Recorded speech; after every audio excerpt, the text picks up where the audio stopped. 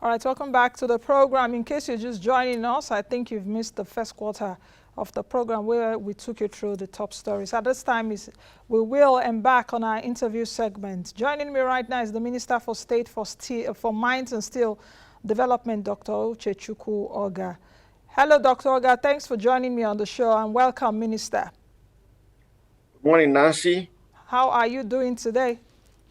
I'm great, and you? I'm well. Let's get started. Let me start with this fundamental question. Why the mining sector in the country is not competitive and is lagging behind other sectors, mining and quarrying, contributing about 7% to GDP, despite that we have 44 minerals distributed across 500 locations in the country, despite the gigantic mineral deposits in the country. What is happening? Thank you, Nancy. I want to say precisely that the decline in mining, came as a result of the development of the oil in the 50s.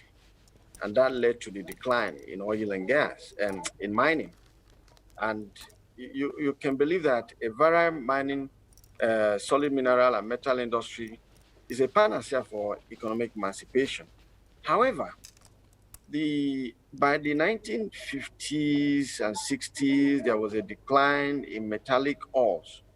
And because of the development of the oil, we left mining. Before the advent of oil and gas, mining was a great, has contributed a lot towards the GDP of the Nigeria.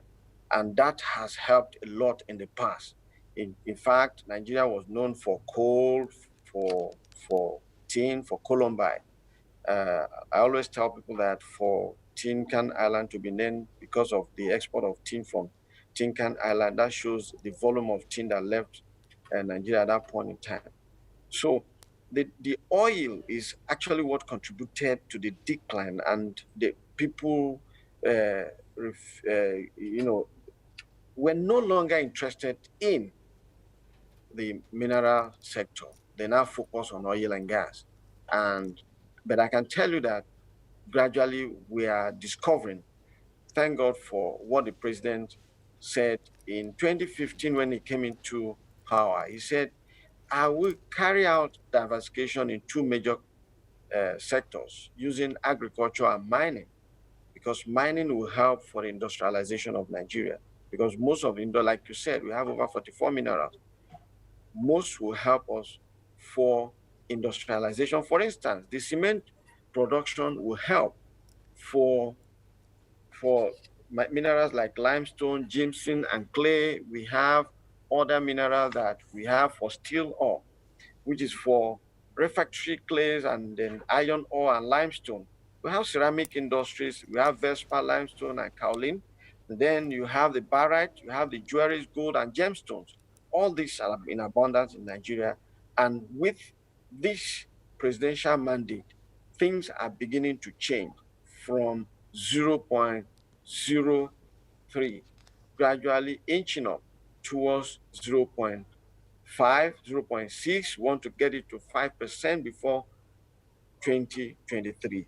You know that it's not easy for you, what you have abandoned, for you to clean it up and bring it to be a shining star. It is not easy, but I can tell you that in the next few years, mining will take its proper place in the Nigerian economy.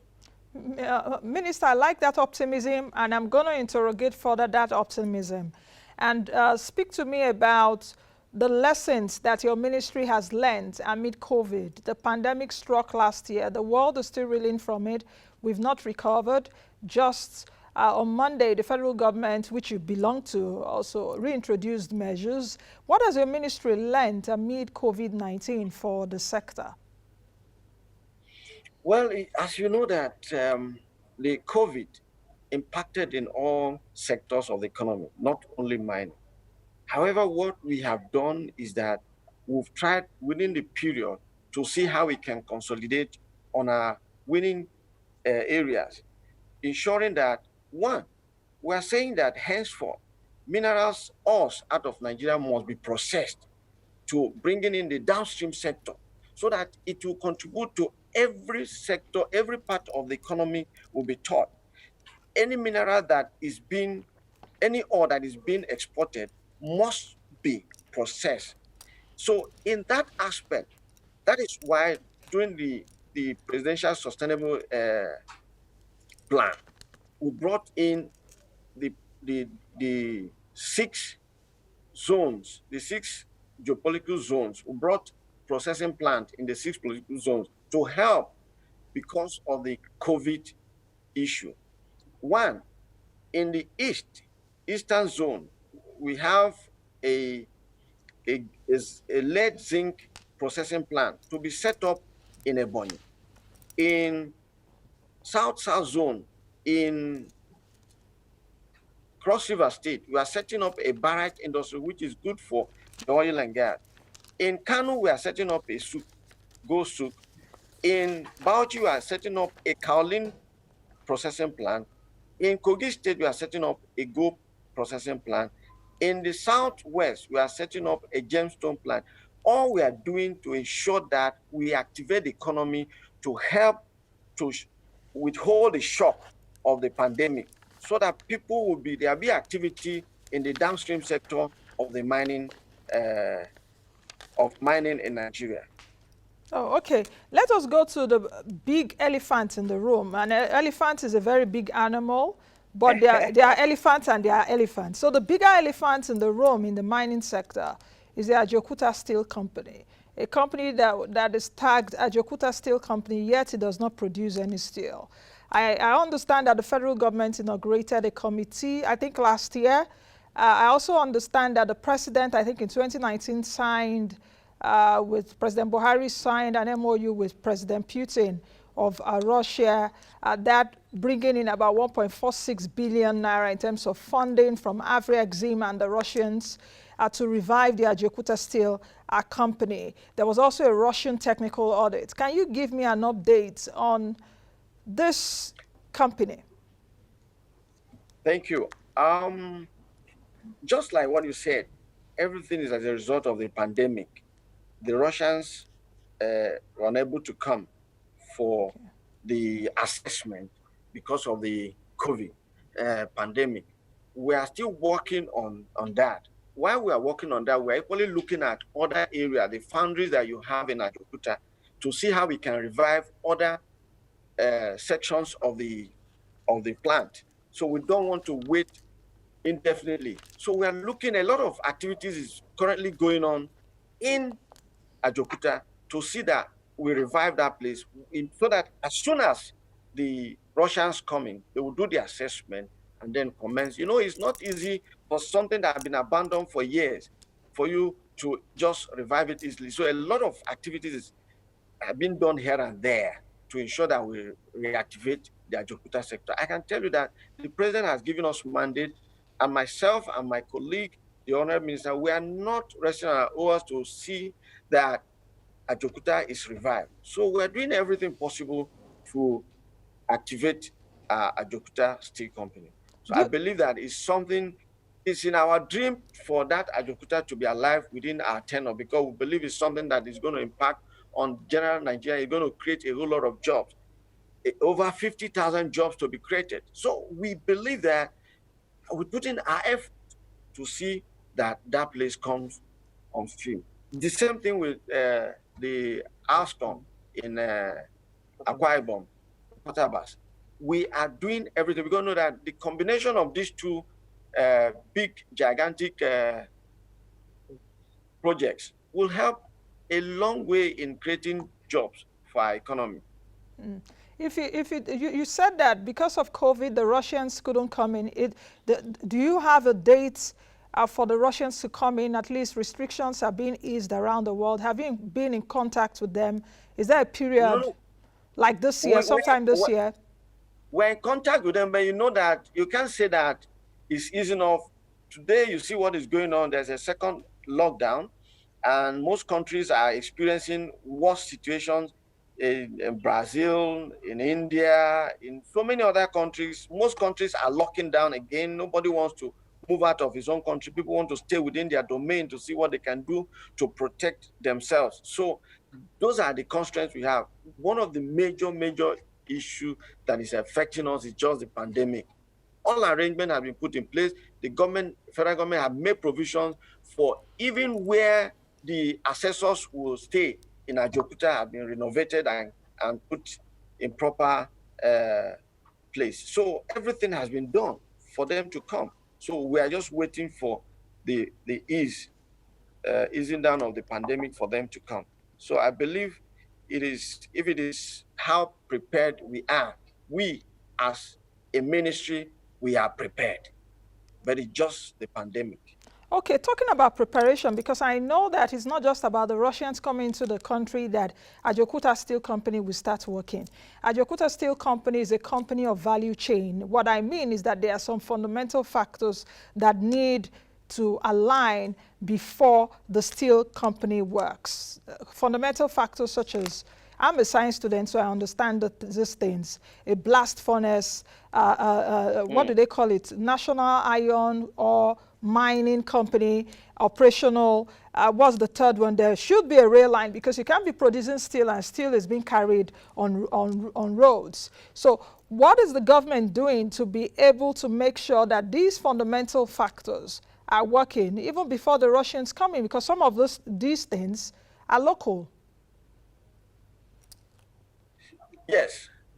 Nancy, as you are aware that the Ajokuta Warri rail is functional today, you are equally aware that we have put a lot of effort in reactivating the Nyonko. A lot of funds have been spent in getting Nyonko to be active.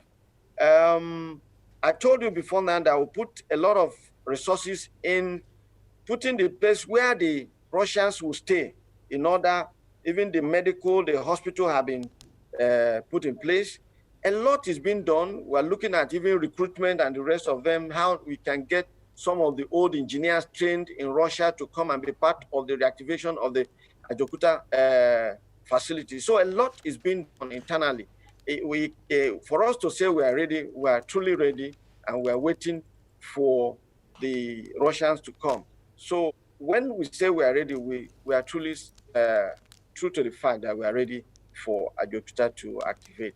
Are you also ready monetarily in terms of the $1.46 billion from Afrexim Bank and the Russians? Has the money come? Is it sitting somewhere? Well, since you know that Afrexim is a bank, the money should be sitting in the bank. So the money cannot be sitting with me. So I'm sure that everything is in place. The Russians are ready. We just want them to assess and then come on. You see, if you're a banker, you know there are processes. One of the action points that are needed for all this is the assessment of the plant. So as far as we are concerned, we know that Afrexim is ready. We know that the Russians are ready with the money. So everything is just the pandemic that is holding everyone down. Okay, speak to me about the sector roadmap, because I understand that there's a roadmap for the sector, and your ministry also worked with, I think, the World Bank at a time to come up with the mineral sector development, what they call mean diver, if I'm not mistaken. You know, so speak to me, yes, speak to me about that. And is World Bank, so World Bank, perhaps is there a kind of assistance in terms of funding? Yes, before we came in 2019, there was already a plan between the ministry and World Bank, created what you call the mine diver, that's mineral diversification, and just to help to develop and reactivate the mineral sector in Nigeria, which we are currently working with the World Bank in some of the areas, both helping in restating the constitutional.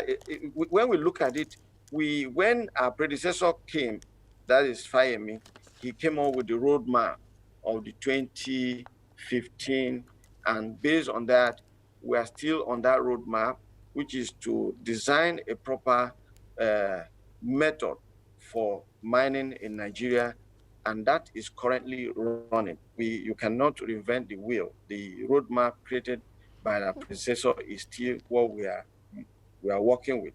So, and we are working with the World Bank in redesigning most of the processes that in the past, reactivating some of the processes that were not in line before. So a lot is being put in place between us and the World Bank to see that the mineral sector in Nigeria is actually reactivated.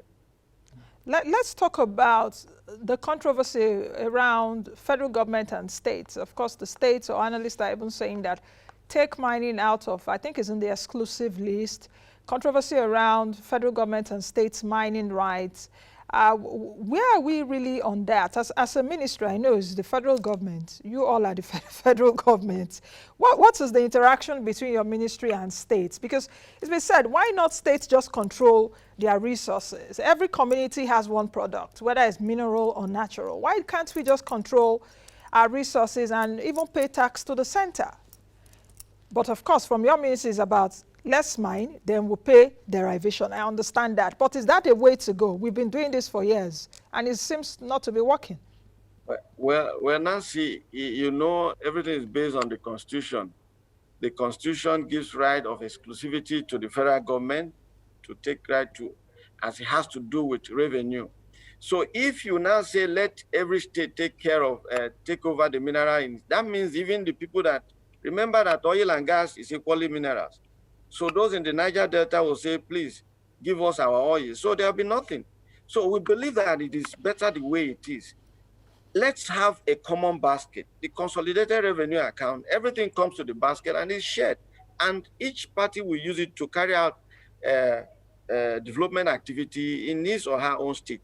Yes, when we came in addition to what our predecessors have done, we decided to embark on engaging these governors and engaging them to see how we can create a good synergy between the state and the federal mines officers, most importantly, that are the state, to see how the ministers, commissioners for either environment or solid mineral in states can work with our federal mines officers so that they can have efficient and effective mining operations, attract all the revenues, put in the same place. They still have their 13%, while the balance goes to the revenue account, consolidated revenue account for sharing to all the parties. So I believe it is a very transparent system for someone to say, allow local government, okay, whatever you have in your local government mine, so you don't need to have anything to share from the federal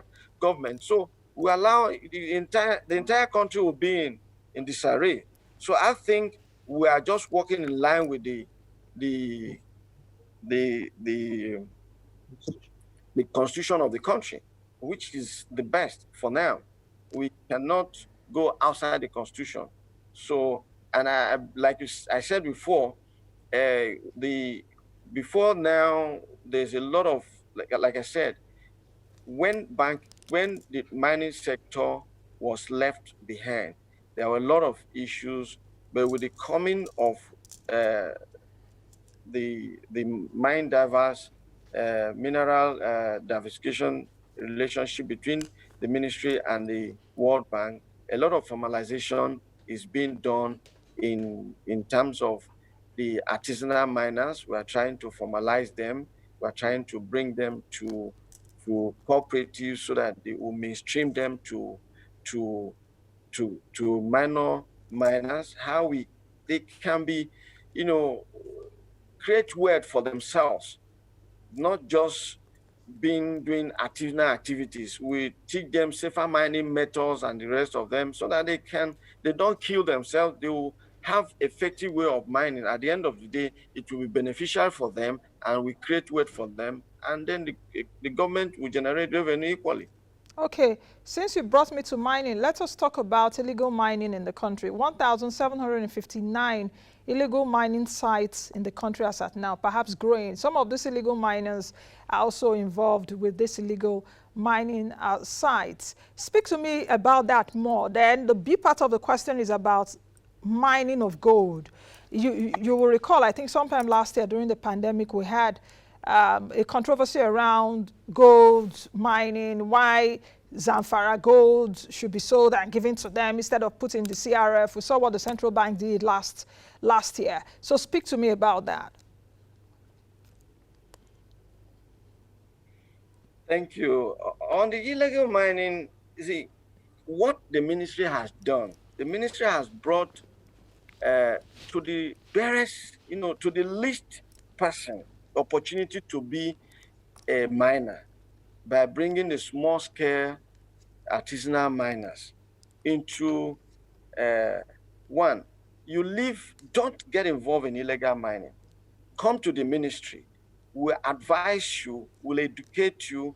We have even gone out to the field to educate people so that they don't need to carry out mining illegally. Just like what you said, because I have maybe mineral behind my house, I'll start mining because I feel it belongs to me. But it doesn't belong to you. It belongs to the federal government. Like you said before, yes, the state owns the land, but whatever that is under the land belongs to the federal government. So we take our mineral, your land remains there. And that is why we have what we call rehabilitation program, for us to put the land in the place it was before mining. So for us, there's no problem. What we are saying is that nobody should be carrying out illegal mining. That's why we are come with the small-scale mining leases, so that you can obtain your license, carry out your mining in efficient and effective manner, in a responsible way, that you don't create, you don't endanger your neighbors within your neighborhood. So you'll be taught effective way of mining and responsible way of mining within the society. So illegal mining, yes, just like you said, people just go ahead and see because there's a mineral behind their house, they start mining. That's what they call illegal. So, but we are formalizing them now. We have over 3,000 cooperative societies formalized. These were illegal miners before, but today we have formalized them, and that is why we are calling them artisanal and small-scale miners in their groups, bringing them so that they can create wealth among them as a group, providing even funding for them so that they can have a safer way of mining within their community. Yes, when you talked about, I think let me not say, but the truth was that the media overstretched the issue of Zamfara. What actually happened in Zamfara was not the true picture of what was reported at that point in time. Zamfara issue, there were a lot of illegal miners and bandits within the confines of Zamfara state. And the state governor, we here have given state that opportunity to equally have to be involved in mining. So states can have what you call either special purpose vehicles or even the mineral buying centers.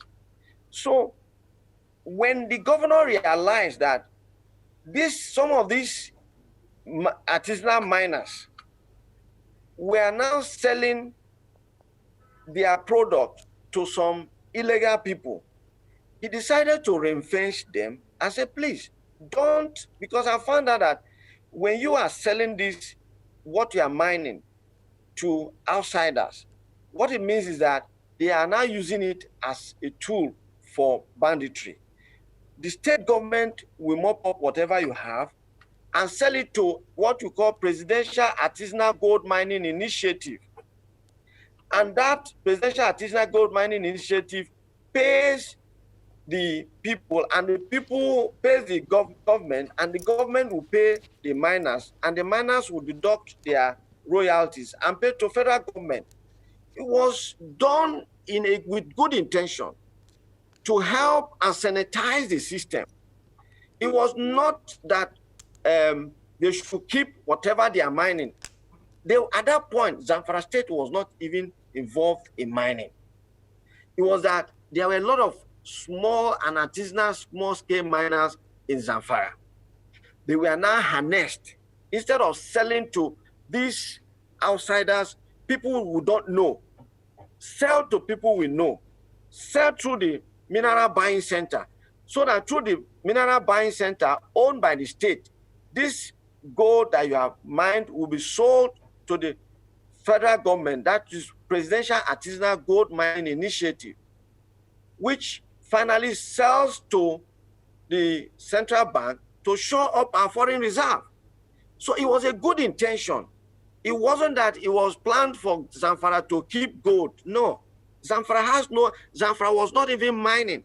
What the governor did was a good intention to protect the sovereignty of the state from external invasion. So I don't see, it wasn't that the governor was mining gold, keeping gold, and selling to federal government. No, these were gold mined by artisanal and small-scale miners. Instead of selling it to outsiders, people we do not know who they are, he decided to say, okay, why not sell it to the state mineral buying center so that we know who you are, since they are being formalized, instead of you selling to criminals. Okay, Minister, let's talk about, since you said it now on the program that about 3,000 cooperative societies have been encouraged. But when I took a look at the data, especially mining licenses, I've seen a steady drop for mining licenses since 2019 till now. What is your ministry doing in collaboration with agencies under you to create more awareness for the mining sector and perhaps some of the opportunities in that sector? Because so many Nigerians would also like to get into that sector, but perhaps I don't know if your ministry is doing enough in terms of awareness, you know? Speak to me. Well, Nancy, it's unfortunate for you, because if we are not, we cannot engage in this discussion. One of the ways that the ministry is engaging the society is through this type of media, by enlightening the people. As far as we are concerned, there are great opportunities in mining. And you and I know that one of the key things that has impacted on or that have affected mining opportunities in Nigeria, one is the issue of this boundary. So the thing has impacted heavily on the activities of most investors.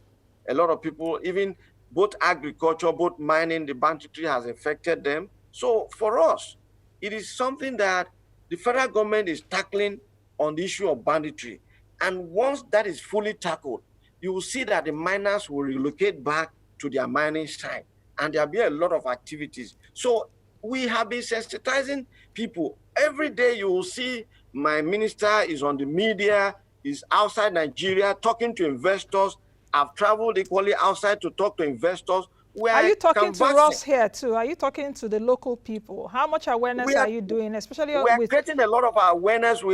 On weekly basis, we have what we call the mining week, or we have a mining program on weekly basis in NTA, which encourages investors to get involved in mining, and it helps to give insight into what we are currently doing in the sector.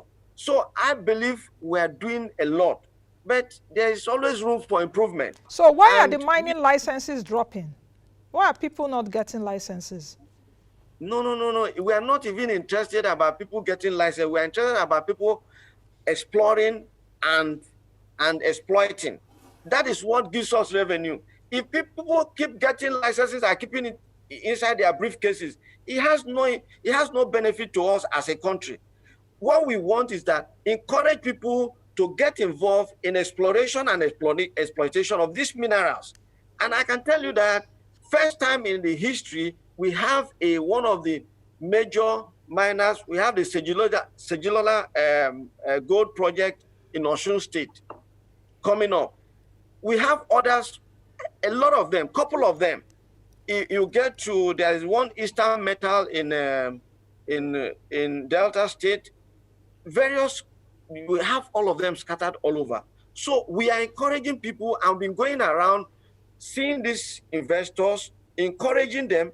In fact, it will interest you to know that for you to bring in mining equipment today, the federal government has given a lot of concessions that all equipment that will help you in mining, we get concessions from duties, from customs. So we are doing a lot.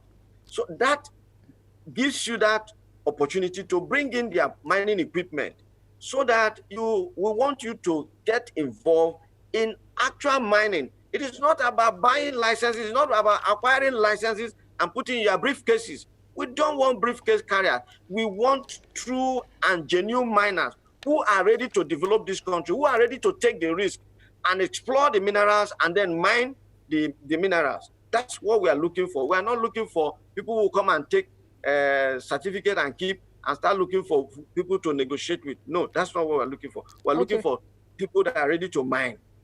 Let's talk about the beneficiation of solid minerals, especially around the downstream policy, the solid mineral downstream policy, which your ministry is canvassing. And the big part also will be the economic viability of the minerals we have in Nigeria.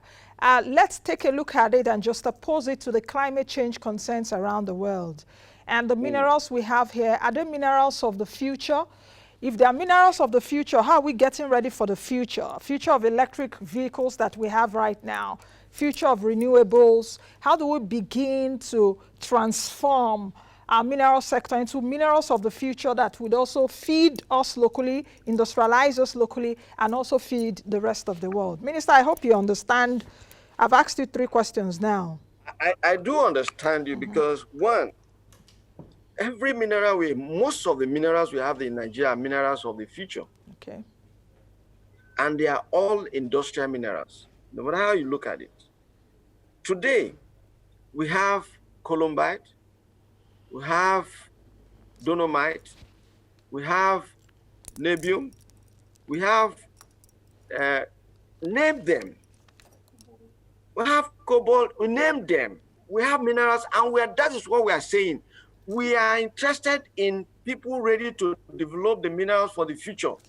Take, for instance, if you look at the beneficiation that we have planned. One, if you look at the South-South zone, we are developing the barite sector because we know that exploration is still ongoing in the oil and gas sector.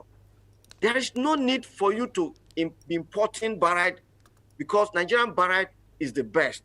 It will interest you to know that every mineral that we have in Nigeria, Nigeria's mineral is always the best worldwide. So our barite is the best. And we're saying that we need to process our barite to the standard that the IOCs would prefer our barite to imported barite. 1, 2, we will talk about the lead zinc or the manganese. The lead zinc in Southeast, which is done at Ebonyi State, is for the cars, is for the batteries. So if you look at it, that's what we are doing. The kaolin is for the industries, paint industries, and the rest of them. You talk about the gold. The gold is, whether we like it or not, every economy is still weighed based on gold reserve. So this is a mineral of the future. You talk about the gemstones. And I can tell you that if you look at yourself, Nancy, part of the ornaments you are putting around, you have. I know you will come to me at a certain time on this show. I know you will address. You have gemstones all over you. You have minerals all over you. And these are my products. These are my minerals that you have all. So we are here interested in developing minerals of the future. And that is what we are looking for investors. We're not asking for people to come and be taking certificate and keep in briefcases. So we are interested about people ready to mine for the future. Thank you. Okay, Minister, we just have about 3-4 minutes before we end the show, if it's enough. I want you to speak about the Nigeria's metallurgical industrial bill. How far, is there any updates on that? Yes, I know that when we resumed, we got the mineral and the bill. We got it approved at the Federal Executive Council, and it had been passed on to the Attorney General for onward transmission to the National Assembly. So I believe that we have done our part, and very soon that bill will be, I know that maybe before the end of this 9th Assembly, that bill will be passed. Okay, is there any other thing you want to say as we close that perhaps I haven't touched? Is there any remark or policy statement you want to hit us with on the program here before you go? Well, Nancy, thank you so much. One thing I want to say is that the time has come for us as a nation to think deep and and for me is to advise investors that this is the best time to invest in the Nigerian economy. I was discussing with one investor the other day, and which got him thinking. I said, even till tomorrow, there are still investors in Afghanistan and the rest of them, in Iraq and the rest of them. So Nigeria has not gotten to that level. So our security system, the president is doing a lot, the federal government is doing a lot in terms of security issues in Many Nigeria. Nigerians will disagree with you, We are Minister, with you on advising. that. The country is becoming unsafe, Well, you know, for day by me, day. our country cannot be unsafe. If the country is unsafe, Nancy, you won't be where you are today. I can tell you that as far as I'm concerned, you have not even gone to, I've gone to Egypt for you to get into a hotel where you pass a lot of security checks. I've gone to India. Before you pass a lot of security checks. It's not like that in Nigeria. You know, sometimes our security issues are blown out of proportion, and we are not managing it from the media point of perspective. Yes, there are issues, but the country, the government is putting a lot of resources to see that we tackle the security of this country. It is not only left to government, it's left to everybody. You need to know who your neighbors are. Who are your neighbors? What is your neighbor doing? What is his handwork? How can he help? You see, security is not a one-sided, so it's not left to government. It shouldn't be left to government alone. I can tell you that. So within your community, what are you doing to protect? So these are the things that should be done by every individual. I know what I'm doing in my own community to protect the lives of the people. I don't leave everything to government and so until government comes. No, everybody must be involved in security issues. Okay. So I believe that Nigeria is ripe for investment in downstream. And let me give you on the final note. The other, you see, for the fourth industrial revolution, it's all about minerals. And all the minerals we are talking about, they are all deposited here in Nigeria. God has so much blessed Nigeria, so much mineral that if we, instead of us looking at other areas, let's come together, develop this mining sector for the interest of our economy, because mining is the future of Nigeria's economy. I think we'll leave it at that, Minister. Thank you very much for spending your time with us today. Thank you so much. Hope to talk to you soon. Thank you. Nice. Thank you. All right, I've been speaking with Dr. Uchechukwu Ogah, who is the Minister of State for Mines and Steel Development. We've been looking at the mining sector. Many thanks to you for watching also. Be the best you can be and be the change that you want to see. I am Nancy Naji.